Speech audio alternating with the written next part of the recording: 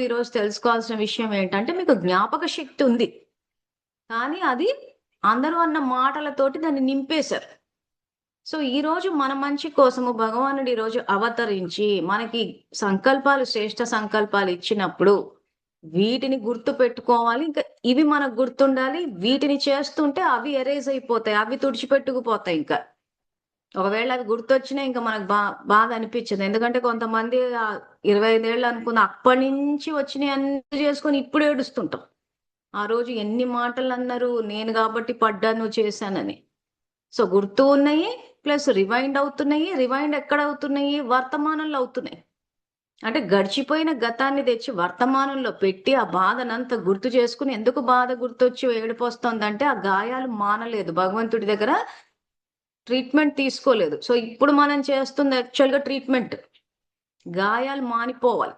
So గాయాలు మానిపోయినాయి అనంటే గతం గుర్తొచ్చినా ఏడుపు రాదు. అలా లైట్‌గా అనిపిస్తది. ఆ గాయపడిన మనసుతోటి ఇంకెవ్వరిని గాయపరచం. గాయపడి ఉంది కాబట్టి అందరిని మనం హర్ట్ చేస్తున్నాం. ఇప్పుడు మన మనసులో ఆనందం నిండుతుంది కాబట్టి ఇంకెవ్వరిని హర్ట్ చేసే అవకాశమే లేదు. సంతోషంగా ఉంటాం కాబట్టి. సో మళ్ళీ చేయండి. నేను ఆత్మను, ఆనంద స్వరూపాన్ని, శివ పరమాత్మ నా తండ్రి.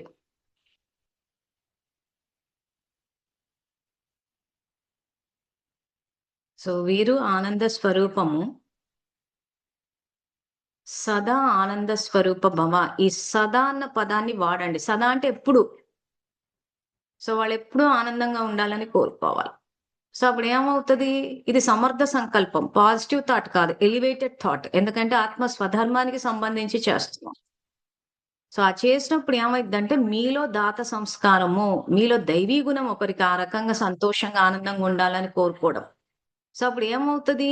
ఇటువంటి ఆలోచన తరంగాలు వెళ్ళినప్పుడు అవి మల్టిప్లై అయ్యి మనకు తిరిగొస్తాయి. సో అప్పుడు ఏమవుతది? మనలో ఉన్న ఆనందం అన్న స్టాక్ పెరుగుతుంది. అందుకే ఇది సింపుల్. భగవంతుడు చెప్పే మార్గం ఏదైతే ఉందో సరళము, సహజం అన్నారు. It's natural way, easy. అందుకే జ్ఞాన మార్గం యాక్చువల్‌గా టఫ్ అంటారు గానీ, యాక్చువల్‌గా ఈజీ.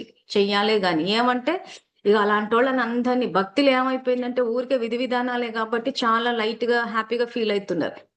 కానీ అసలు నిజంగా చేయాల్సిన పరిస్థితి వచ్చేసరికి ఏమైపోయిందంటే ఈ మార్గం టఫ్ అనుకుంటున్నారు గానీ, అసలు రిజల్ట్స్ చూసిన తర్వాత నిజంగా తను మొన్న అనుభవం గూడా చెప్పారు. ఏంటి ఇంతేనా? ఇంత సహజం ఇంతకాలం చేయలేకపోయాం ఏంటని. ఆ ఆలోచన వచ్చేస్తది. ఆ ఫీలింగ్ వచ్చేస్తది.